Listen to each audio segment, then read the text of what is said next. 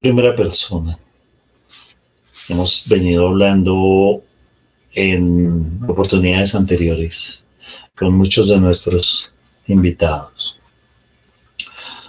Generalmente esto de la discapacidad en primera persona, y creo que hay que decirlo en todos los programas, es que nosotros invitamos a las personas a que hablemos de la experiencia con la discapacidad. No es que las personas porten la discapacidad o que la primera persona de la discapacidad sea nuestro invitado. No. Al contrario, es que la discapacidad es una experiencia vital, una experiencia compleja, una experiencia que cubre muchos ámbitos de la vida y que implica y nos implica una serie de lecturas distintas en cada momento de nuestro ciclo vital. Así que, como ustedes verán, pues cada vez nosotros invitamos, conversamos, construimos con personas que tienen algo que decirnos sobre su propia experiencia con la discapacidad. Hoy precisamente quiero presentarles a ustedes a un amigo muy querido, mi amigo Carlos Cuentas. Carlitos, yo creo que tendría muchas cosas que decir, pero voy a comenzar solamente diciendo que somos amigos desde que éramos chiquitos. Bastante chiquitos. Y ahora seguimos siendo chiquitos, ya no tanto, pero sí seguimos siendo muy buenos amigos. Parte de lo que ha sido nuestro recorrido ha tenido mucho que ver con las cosas que hemos visto, que hemos hecho, que hemos construido, que hemos pensado. Pero hoy yo he querido invitar a Carlos Cuentas a nuestra conversación de discapacidad en primera persona. Y por supuesto, lo primero es que conversemos de quién es Carlos Cuentas. Háblanos un poquito de tu vida y milagros. Yo sé que el programa tal vez nos alcance para eso. Bueno, mi vida y milagros tienen que ver con la discapacidad a nivel transversal, porque empezó desde cuando yo tenía 7 meses de nacimiento, entonces como que me ha acompañado toda la vida. Uh-huh. Y la línea central en la discapacidad y la vida cotidiana ha sido el complemento. Entonces los roles de amigo, de estudiante, de profesional, todos han estado acompañados por el elemento común que es la discapacidad. Es casi que en el transcurso de mi vida, la discapacidad ha sido como el hueso y ha sido como el sello distintivo de la experiencia. Claro. ¿Y qué háblanos de tu vida, de tu trayectoria, digamos, qué has estado haciendo durante todos estos años? Bueno, profesionalmente yo me formé como administrador de empresas, dedicado a la parte de consultoría empresarial. Eso lo he hecho durante 30 años. Entonces, en mi vida ha habido diferentes espacios que son la formación como administrador y el ejercicio profesional combinando otro tipo de actividades como es la búsqueda de ese conocimiento profundo, complementado con el tema de explorar, construir hogar, construir familia y vivir ese otro tipo de experiencia. Ha habido muchas líneas. Claro. A mí me parece muy interesante esto que cuentas, esto que tomas al final, que dices, ese conocimiento profundo, digamos, eso que tiene que ver un poquito como la reflexión que nos va llevando a la sabiduría. Ahí hay algo bien interesante en tu experiencia vital, ¿no? Con todo el cuento después de que sales después de que ya tu énfasis no es tanto en la administración de empresas ni nada, empieza a crecer en ti digamos, mucho más una tendencia por ver otras cosas más allá de lo existente, ¿cierto? Y eso te lleva un poco a todo este tema de la astrología y demás. Cuéntanos un poco cómo es todo eso. Bueno, digamos que secuencialmente la etapa de la administración de empresas y la consultoría empresarial daba muchas satisfacciones económicas y profesionales, pero no llenaba todas las respuestas. Entonces, ¿qué hice? Combiné la parte de administración, de consultoría, con el conocimiento de la astrología y de la cábala. Entonces, los últimos 20 años le he ido mezclando el tema de administración, la astrología y la cábala como proyecto de vida y como respuesta personal a por qué elige uno nacer con discapacidad y para qué tiene que aprender de la discapacidad. Bueno, ¿y cuál, si nos hiciéramos esa pregunta, o sea, hecha esa pregunta desde ti, desde tus propias búsquedas y tal, cuéntanos un poco, ¿qué respuestas has encontrado a eso desde allí? Para mí ha sido un regalo, Eduardo, porque la discapacidad, digamos que te lo voy a plantear desde el punto de vista astrológico o cabalístico. Cuando el ser humano elige una familia, una sociedad, una cultura, un medio ambiente, elige todas las condiciones que necesita. Entonces la discapacidad es un instrumento biológico de conciencia de vida para vivir una experiencia diferente. No mejor, no peor, no buena, no mala, diferente. Entonces, ha sido como el pretexto para aprender desde otras ópticas. Entonces, desde el punto de vista cabalístico o astrológico es que en el momento en el que tú naces hay una resonancia entre tu individualidad y las condiciones del planeta. Y cabalísticamente también lo puedes ver como esa búsqueda del conocimiento para entender de dónde venimos, por qué venimos, para qué y cuál es el sentido. Como para no entrar en detalles profundos, pero sí explicar que es una búsqueda elegida antes de. Bueno, pero tú dices que no entramos en detalles profundos y ¿no? Aquí la cosa se nos empieza a poner caliente porque yo creo, por lo menos vamos a entrar en tus detalles profundos. Y es, Okay.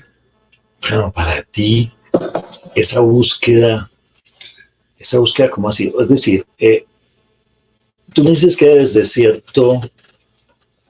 cierta perspectiva, es una elección que tú hiciste para tu desarrollo Que todos en hacemos, este escenario. inclusive discapacitados o no discapacitados, Okay. porque no importa si tu condición es no discapacitado, elegiste un grupo familiar, elegiste un grupo de amigos, un tipo de vivencias.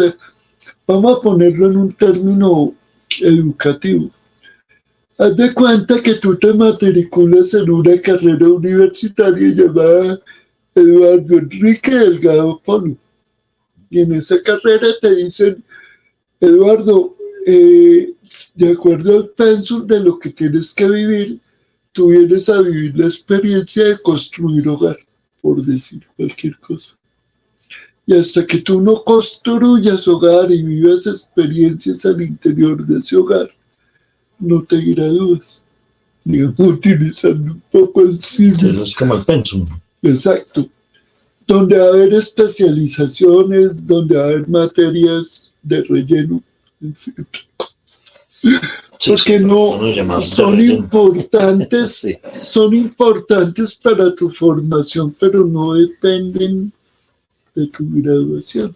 Entonces es parte Por tu graduación no depende de ella. Sí, exactamente. Sí.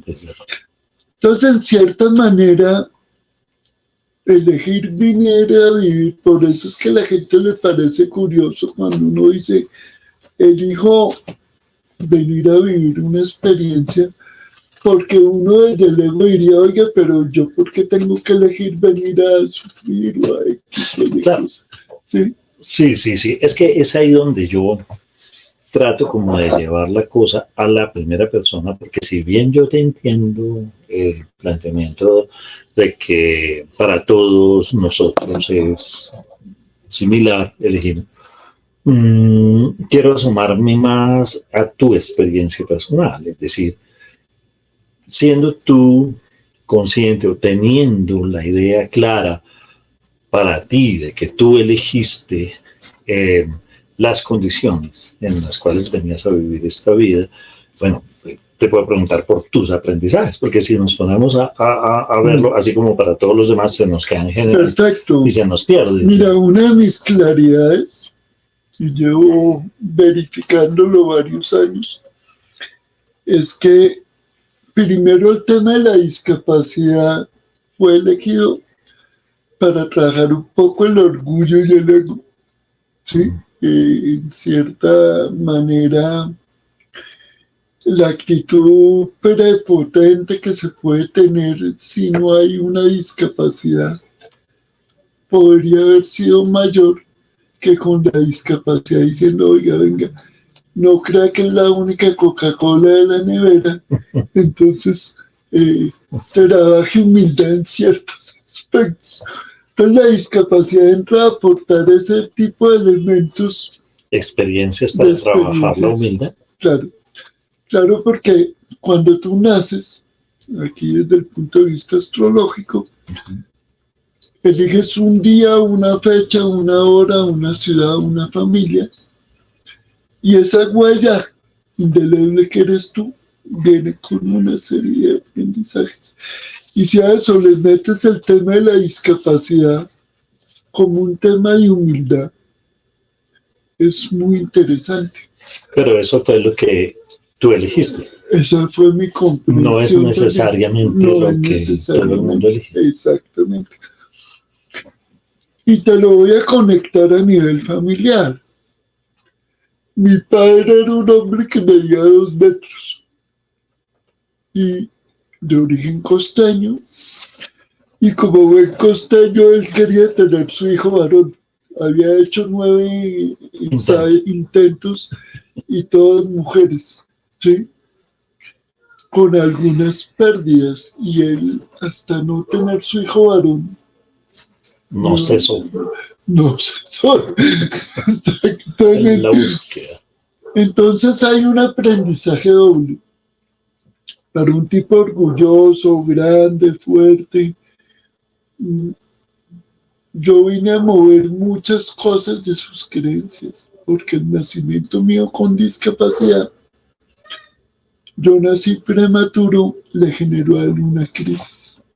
¿Sí? Entonces, ahí viene un aprendizaje por el lado del padre que elijo, y un aprendizaje por el lado mío es, usted puede llegar a hacer grandes cosas, pero tendrá que trabajar la humildad con usted mismo en todo lo que haga. Y el sello de la discapacidad puede usarlo para comprender muchas cosas o para hacer sentir a la sociedad culpable de por qué es su condición. Sí. Aquí ya ¿Y qué estamos has hecho? hablando de una... ¿Hacer sentir a la sociedad culpable? No me interesa. Realmente, porque la sociedad no tiene nada que ver con mi proceso de aprendizaje. ¿Sí? La sociedad maneja parámetros basados en las creencias, en el angelito, en que es un hijo de Dios, en esa cantidad de términos sociales que lo que hacen es limitar. Sí, yo me acuerdo que tú eras angelito en una en una portada. Foto, en la formación de propazo en un clavel. Sí. No cuente no cuente el santo, sino solo el milagro. Pero ese angelito dejó de ser Yo angelito. era la única cara bonita porque el resto era machueco. Siempre nos acordamos y nos reímos de eso. Ok. El único demostrado. Ok, fuera de reírnos de esa experiencia en angelito. Que además, ay Dios, es que yo... La fotico debe estar por ahí. De esa por ahí. 60 años después. Pero Madre, sí. hace rato, sí. Pero volvamos al sembrar. Vamos a sembrar, claro. Listo. Dentro de tus elecciones, lo que tú hoy en día entiendes, porque además eso no lo has entendido así toda la vida. ¿Sí? No. O sea, cuando eras angelito pensabas que bueno, o por lo menos la familia, la tradición. No creas porque te quedaron ahí, si tú le preguntas a mis hermanas, todas todavía eres angelito. Dirían, no que discapacitado para el carajo porque me tocaba hacerle fisioterapia, joderme. O sea, el tema de la discapacidad no es al interior de lo familiar, no siempre es armónico. No, porque implica otro tipo de posturas en cada miembro de la familia. Que mis hermanas tuvieran que hacerme fisioterapia, pues para una china de 10, 15 años, qué mamera tener que ir a hacerle fisioterapia al hermano pudiendo vivir su vida, ¿no? Entonces hay una cantidad de creencias, sobre todo en esa época. Estamos hablando del año 65 más o menos, además donde la sociedad tenía otra cosmovisión de la discapacidad. Y también estaba montado todavía mucho, igual seguía montado, supongo, en tu familia el tema de que de todos modos eras el hombre, que tu papá quería. Exactamente. Chuequito y todo, pero eras el hombre. Exactamente, sí. Entonces, eso marca una carga de en un grupo de solo mujeres, el único hombre y venga y súmele la discapacidad. Entonces yo crecí con mujeres, o sea, aprender a entender a las mujeres fue ahí, desde ahí. ¿Sí? Supongo que no has terminado. No, todavía lo hago hoy en día. Que lo diga por allí tu costilla. Exactamente. Ese es un ejercicio. Oye, costilla, no sé por qué ese cuento de costilla. De costilla tiene porque es una creencia religiosa. Sí. Porque si en la Biblia, si en el Génesis te hubieran dicho, no, es que necesitamos generar dependencia de la mujer para subvalorarla, entonces saquémosle la cosa, porque no podía haber sido al revés. Claro. El hombre salir de la costilla de ella. Hay un tema. Pero bueno, yo creo que es un tema interesante, pero que nos saca un poquito del cuento. Volvamos a tu experiencia. A esa experiencia, a esa elección. ¿Tú cuándo? Bueno, no sé si la pregunta sea por ahí, pero te la voy a hacer. Te pregunto por esa elección.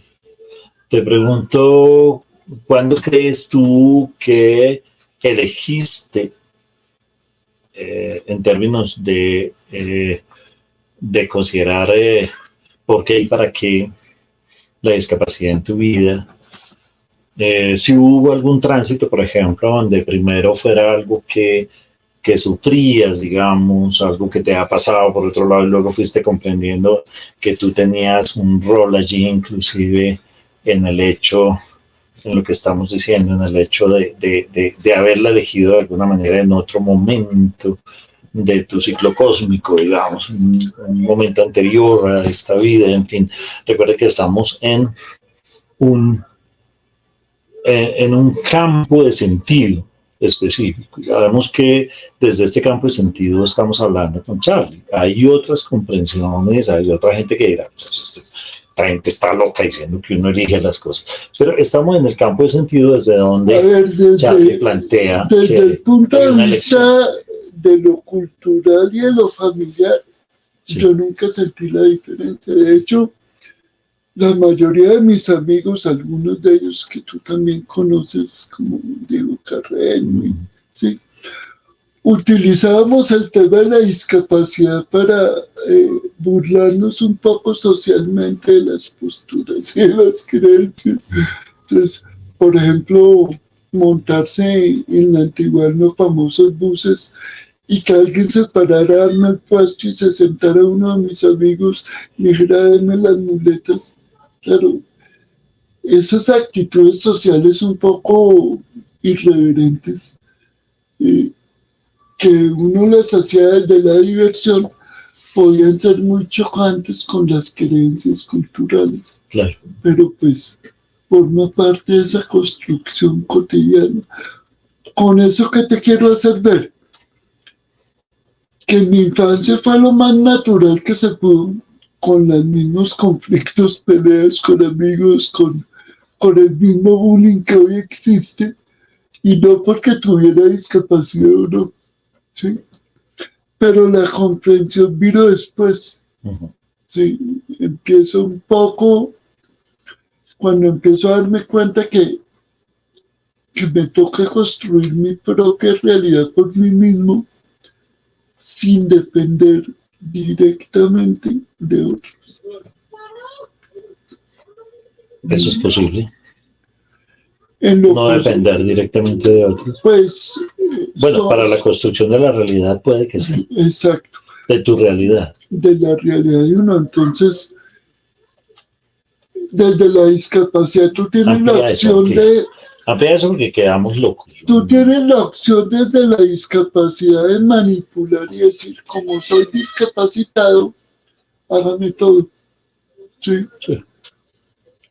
Recuerdo una anécdota de un amigo que alguna vez está en la casa y que yo le pedí a mi mamá un vaso con agua y me dijo, párese y vaya por él.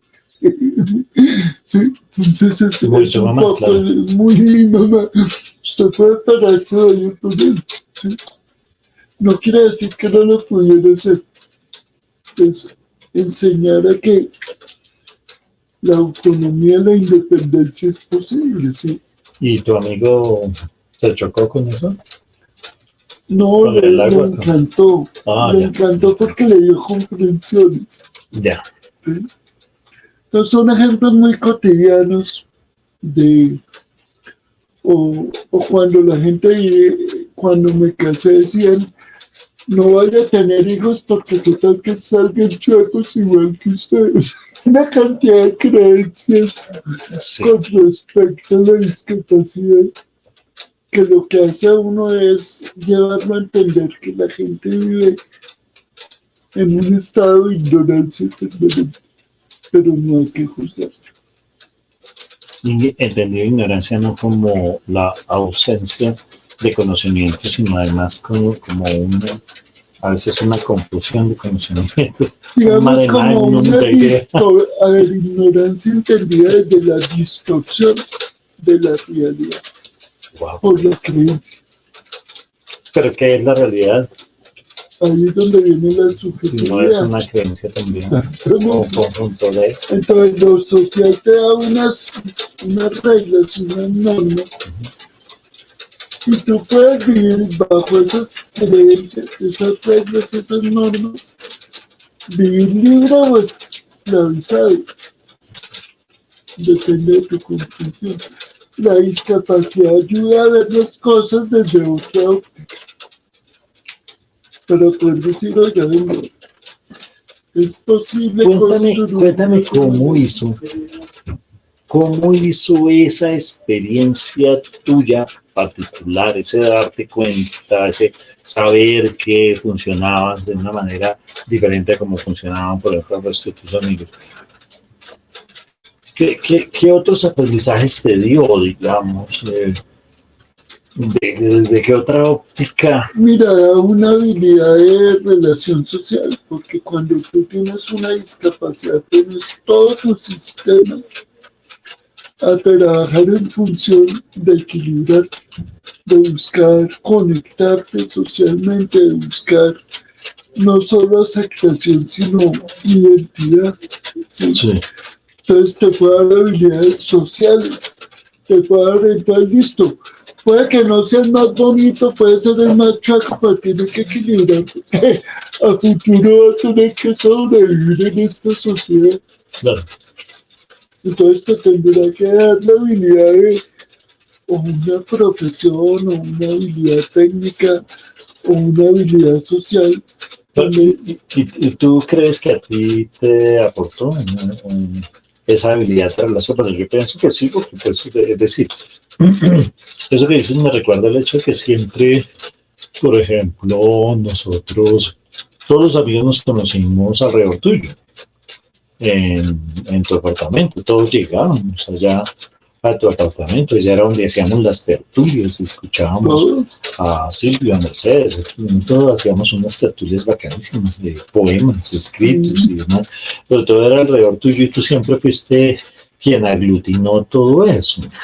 Porque es una manera de construir convivencia, porque tú construyes con cada persona tu propia historia. Entonces, claro, yo a ti te conocí en el 78 y construimos una historia que nos pertenecía a los dos, pero alrededor de nosotros hay otro grupo de personas que también siguen construyendo otro tipo de historias, pero son únicas. Sí, claro. Y eso genera una construcción colectiva y eso es lo que llamamos socialmente adaptarse. Sí. Bien, pero en esos tránsitos,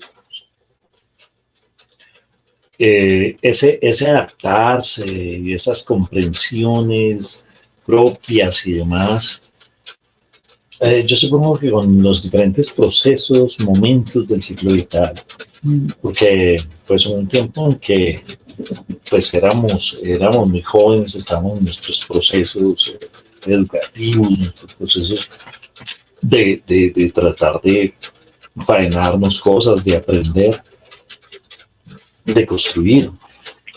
Y unas eran las búsquedas, unas eran digamos, las preocupaciones.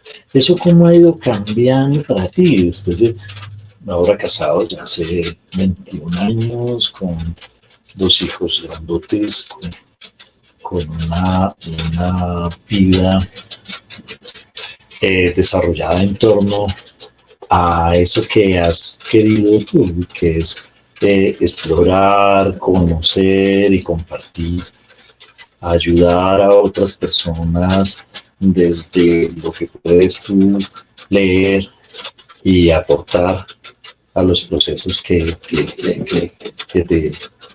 te preguntan, digamos, desde el lugar de la astrología, por ejemplo, pero también desde el lugar de la misma administración, ¿cierto? ¿Cómo es ahora esas elecciones como de esa identidad misma? Ahora sientes que otras claridades te traen también otras formas de estar, de ser, de Lo decir. que pasa es que hay que reinventar todo permanentemente. O sea, si tú coges el conocimiento administrativo, que fue los primeros años de mi vida profesional, le mezclas la astrología, la cábala, la consultoría empresarial, tenía que convertirse en una manera de seguir desarrollando la profesión desde otras ópticas. Entonces, por ejemplo, eso se convirtió en procesos de selección de personal, pero con carta esperal.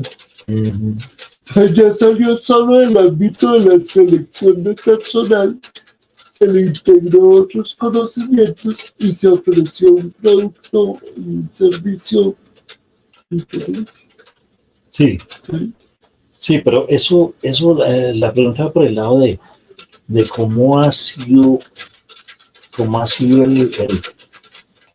digamos, el cambio de la percepción de ti mismo y de la percepción de discapacidad, sobre todo, y del para qué de la discapacidad misma. A ver, En este momento de la vida. el tema de la discapacidad es como el continuum, ¿cierto? Eso no va a cambiar. Claro, Sí. pero claro. La discapacidad está... No se va, pero sí cambia. Cambia la concepción y la percepción. La discapacidad no cambia porque es un instrumento de conciencia. Okay. Entonces, claro, si a mí me dicen, prepárese para correr la maratón de Bogotá, yo le digo, mire, primero mi vehículo físico no tiene la adecuación cualquiera. Y segundo, no me interesa ir a autoexigirme algo que también no tiene sentido. ¿Sí? Entonces, eso quiere decir que la discapacidad es un continuum. Pero lo que tú vives dentro del continuum es tu experiencia de vida. La discapacidad te recuerda que es un instrumento de aprendizaje en conciencia. Ok, y esa claridad ha sido siempre para ti. Bueno, sí. Siempre no. No, pero ha sido mucho más fuerte desde hace 30 años. Y de pronto un poco más. Y entonces esa claridad te ha hecho orientar tu vida de cierta forma. Sí, y se lo agradezco en cierta manera. Mira, cuando mi padre murió, yo lo que veía era que el regalo de la muerte de él era mirar qué hace con su vida, porque se puede en cualquier momento y tiene que construir su propia visión de la vida y no la que tienen sus padres. Eso es un antes y un después. Cuando mi madre muere, hay otro antes y otro después. Cuando me caso, hay un antes y un después. Sí, pero ese antes y un después, por ejemplo,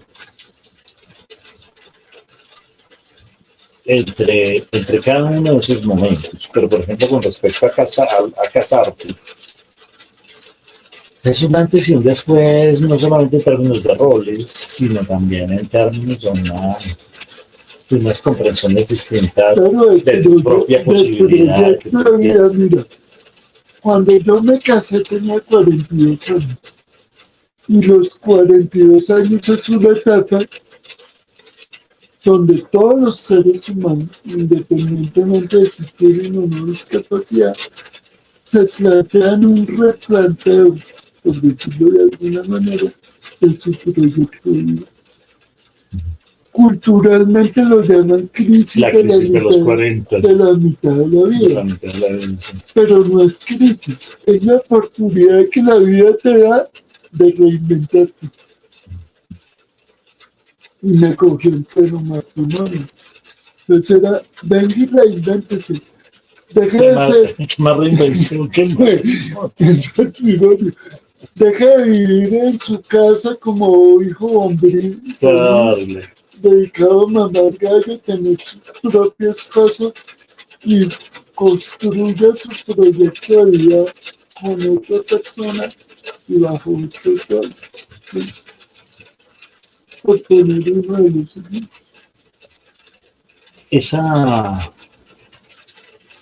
Allí hubo redefiniciones, reorganización de la discapacidad con respecto a esa otra persona, porque si bien Paula, tu esposa, si bien podía, digamos, por su formación, comprender una serie de cosas, por su formación como psicóloga y tal, no experimentaba o vivía la discapacidad de la misma manera que tú. Es que ella cohabita la discapacidad porque ella tiene su propia discapacidad. Claro. Entonces la lectura de ella sin querer entrar a interpretar es... Sí, claro, tendríamos que entrevistarla a ella. Maneja su discapacidad desde su propia visión y la experiencia de casarse conmigo será construir su propia visión desde su dimensión conmigo. Y eso lo construyeron. Pues llevamos 21 años intentando. Y no se han cascado. Pues lo que pasa es que aquí hay otra creencia, Eduardo, y es que la gente cree que uno se casa para darle gusto a la pareja, y esa es la primera gran falsedad. El matrimonio es un instrumento de crecimiento mutuo, y la función de la pareja no es darte gusto, es mostrarte lo que a ti no te gusta. Es la verdadera función. Por eso es que tiene que haber una dinámica de... Por eso hay gente que no se casa. Sí, no le muestran. volvemos al tema del pensum. Si dentro del pensum tú tienes que ver una especialización de matrimonio y tú dices, no, yo no me caso, prefiero, entonces no te gradúas. Bueno, ahí hay una cosa que a mí me da vueltas en esto. Y es que me hace pensar un poquito en el tema entonces del destino, como si esto lo elegiste, entonces ya estaba escrito previamente y tenías que vivirlo. Sí, no lo conversamos. ¿Cómo será para la gente que no? Te voy a dar las tres definiciones. Tenemos función, misión y destino. Y no son iguales.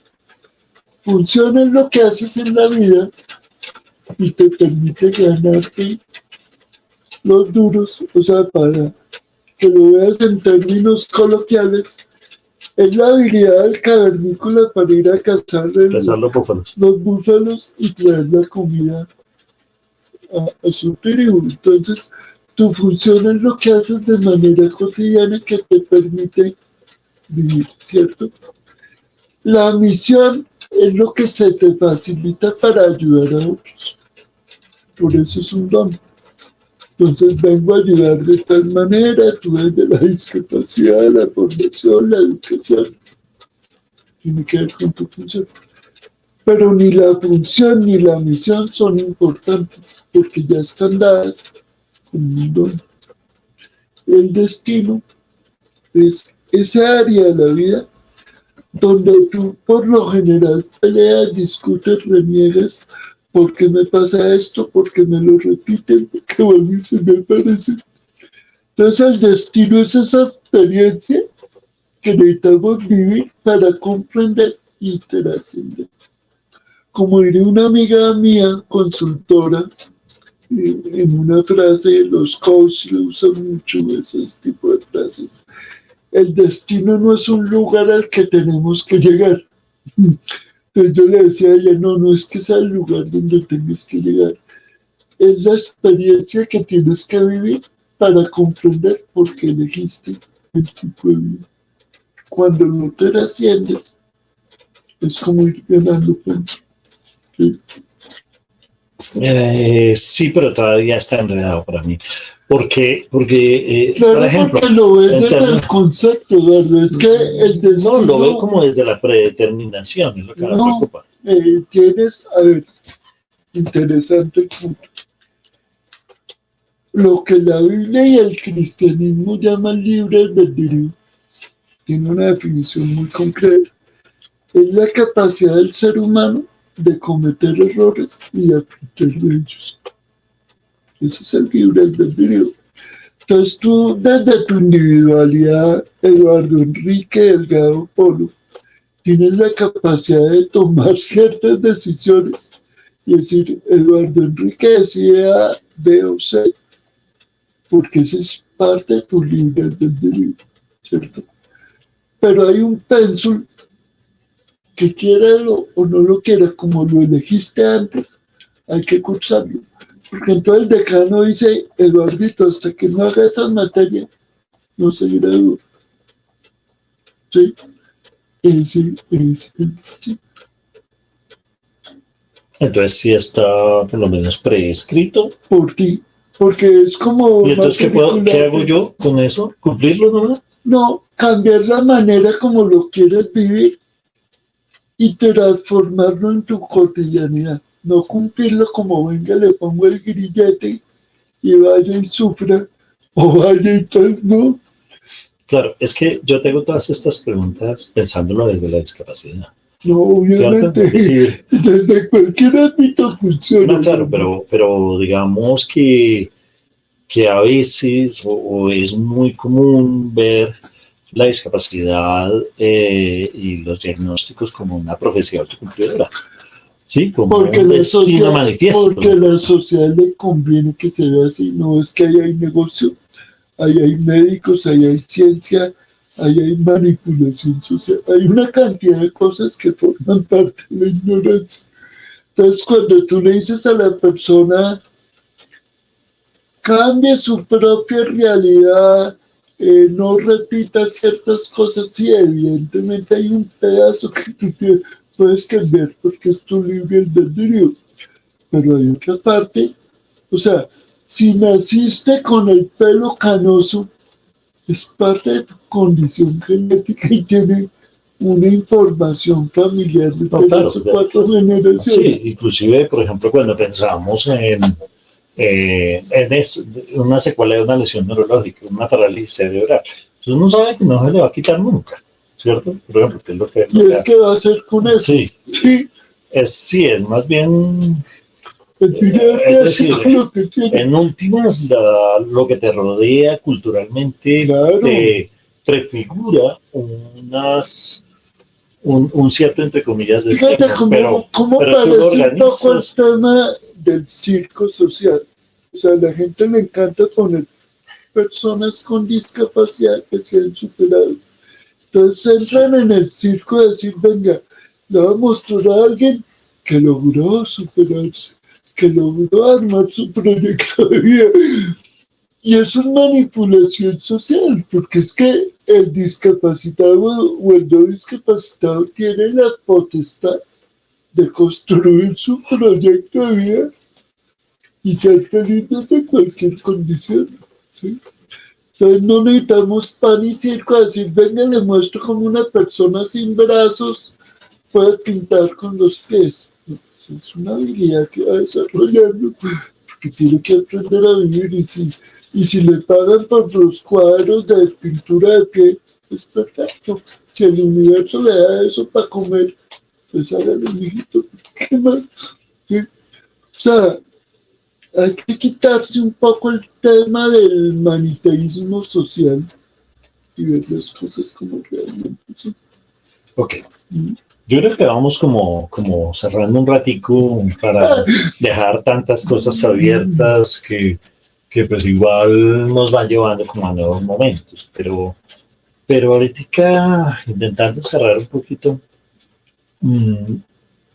esas exploraciones, por ejemplo, esos conocimientos que tú has ido adquiriendo, esos desarrollos, por ejemplo, a través de la astrología y todo esto, te han dado otras comprensiones, digamos. Y esas comprensiones, por supuesto, han sido fundamentales para desarrollos y mensajes hacia otras personas. Pero desde allí creo que tú ves el mundo actual, por ejemplo, de la discapacidad y de todo lo que sucede allí, también con las obvias dificultades que la gente tiene para seguir su camino. Veámoslo desde el punto de vista de nivel de conciencia de una sociedad, para ponerlo en términos más aterrizados. Entonces, si el común de la sociedad no utiliza la discapacidad para ayudar a potencializar a las personas, sino a generar dependencias o generar lástima o qué sé yo, una cantidad de cosas, la discapacidad se vuelve un instrumento de conciencia social que nos demuestra el nivel de atraso en el cual podemos estar, ¿sí? Vamos a poner un ejemplo. ¿Cómo sería eso? ¿Sí? Supongamos que en la sociedad de nosotros empiezan a aparecer personas con el discurso de decir, venga, usemos la discapacidad para potencializar y que la gente arme el proyecto de vida y sea feliz. No más con ese pensamiento, señor. Entonces no le vamos a dar asistencialismo, sino le vamos a enseñar cómo coger su habilidad individual y generar sus recursos. Y en el transcurso del tiempo, la sociedad va cambiando. El concepto de la discapacidad va cambiando. El discapacitado empieza a verse diferente. Empieza a ver otro tipo de opciones, donde ya no necesita ni el asistencialismo, ni la manipulación, ni una serie de instrumentos culturales. Y puede llegar a la comprensión de que la discapacidad pudo haber sido una bendición desde su propia comprensión. No es un mal. Ahí ya la sociedad ha cambiado. Es un ejemplo que estoy poniendo. Pero en esa línea es que nos podemos mover. Ok. Despídase, hermano. Despídase con un mensaje para la gente. Un mensaje. Es curioso, ¿no? Darle un mensaje a alguien que tiene su propia comprensión de sus realidades. Simplemente que la coherencia los acompañe en cada pensamiento. Ser coherentes es liberarse de cualquier tipo de discapacidad. Claro. No. Yo también entendería aquí que no se trata de hacer heroísmos de superación, sino... No tienen sentido porque tú puedes tener un discapacitado al 8 que diga no quiero hacer un carajo en mi vida y haga todo lo que quiera que yo me quede aquí en la casita. Claro, además no necesariamente tiene que ser una persona con discapacidad, o sea, muchas veces. Evidentemente, entre comillas, hay personas no discapacitadas que toman esa decisión. Sí, yo no sé, me quedan sonando cosas como esa lección. Yo creo que, yo no sé, si pudiésemos plantear algo así, como que, bueno, si uno no está como muy cómodo con el hecho de pensar que uno eligió todas las condiciones vitales antes de llegar a esta vida y que entonces, pues más o menos lo que está haciendo es seguir el pensum. Si uno no está muy cómodo con esa postura, de todos modos, de una u otra manera, sí podría uno pensar que uno sí está obligado a elegir. A ver, para que yo sé que esa es una pregunta que tú llevas muchos años haciéndote. De pronto esto va a aportarte un poquito. El ego, la individualidad, la personalidad, como lo quieras llamar, es necesario. Es necesario a veces tener esa postura de decir, como decían en la antigüedad, soy yo y mis circunstancias, porque es parte de la construcción, ¿sí? Pero eso nos metería en un tema que es mucho más álgido y espiroso, y es el tema de la fe. Yo no necesito creer en un ser superior a mí, ¿sí? Necesito verificarlo en la naturaleza, ¿sí?